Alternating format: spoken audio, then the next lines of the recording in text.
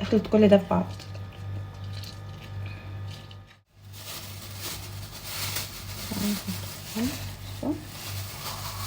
ايه كده هندخل بقى التتبيله كلها. عايزه اقول لكم ان الزبادي والخل والزيت الحاجات دي هي اللي بتديها طراوه وبتخليها طريه، يعني هي مش بس تتبيله، هي الحاجات دي اللي هي الزبادي والخل والزيت وكده بيدوها طراوه وبيخلوها بقى ايه تبقى طريه كده وما تبقاش بتشد. بصوا هي كده بقى خلصت. هحطها بس يعني هحط توم، هحط معلقه توم.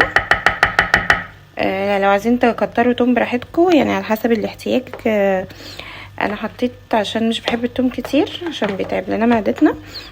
بصوا بس كده، وهشيلها بقى في التلاجة ساعة او ساعتين، بعدين اطلعها اعملها على طول. بس كده. عايزه اقول لكم ان انا اصلا لسه ما فطرتش، قلت اصحى اتبل الشاورما واخلص منها يعني علشان ايه اسيبها وقت في التلاجة، لان اصلا مش هي مفروض كانت تتبل قبلها بيوم بس ما لحقتش اتبلها. فقلت اول حاجه اعملها اول ما اصحى ان انا اتبل الشاورما، علشان كانش الدور لسه ما كانش اذن اصلا، والدور لسه مأذن دلوقتي. بس هتبلها هفطر قصدي هفطر.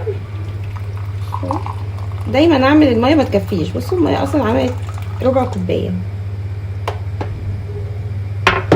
المهم ان انا هفطر بضايه ونص رغيف عيش سن. العيش ده حلو قوي اسمه عيش سن. بس هروح افطر وابخر الشقه عشان ما بخرتش، وبعد كده هشوف بقى هعمل ايه واصلي الظهر طبعا. بصوا انا بحب البخور قوي بتاع قطر. طنط اللي هي صاحبه ماما اللي احنا كنا لسه عندها، دي لما بترجع من قطر بتجيب لنا بخور. انا بحب البخور قوي قوي قوي بتاعهم، لانه بيبقى ثابت وبيبقى حلو جدا، لان هم اصلا معروفين بقى يعني ان هم بيبخروا بكل حاجه وكده. فهي ما كانتش جايبه كتير فادتني حبه كده، فتعالوا بقى نجربه مع بعض عشان انا ما اول مره اعمله، اول مره احطه. انا بولع فحمه كده واحط عليها البخور. بصوا انا خدت حته اهو.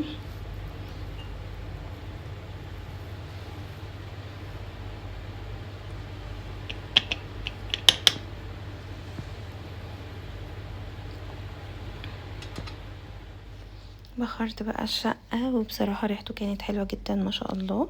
وفطرت بقى اخيرا. خلصت بقى فطار وطلعت اللحمة من الشاورما من التلاجة بعد الساعتين، وحطيتها على النار على زيت سخن جدا. بعد كده رحت نازله بالشاورما وقطعت فيها بصل، بس انا هنا ما كنتش صورت البصل. وبعد ما البصل دبل كده والشاورما استوت شويه نزلت بقى بالطماطم. الطماطم بحطها في الاخر علشان الطماطم بتستوي بسرعه جدا وبتدبل بسرعه جدا، فبحب انزل بيها في الاخر. ده بقى البقدونس، وده اهم حاجه طبعا في الشاورما.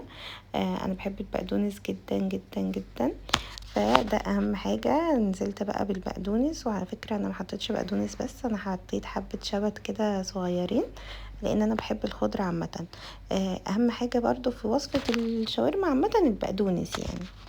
بس بقى وده كان منظر الاكل بعد ما خلص. بجد كان طعمه تحفه ما شاء الله، كان حلو قوي قوي، وبجد اتبسطنا جدا لان انا عملت الشاورما قبل كده وما كانتش بصراحه حلوه خالص، لكن المره دي الحمد لله الحمد لله طلعت حلوه جدا.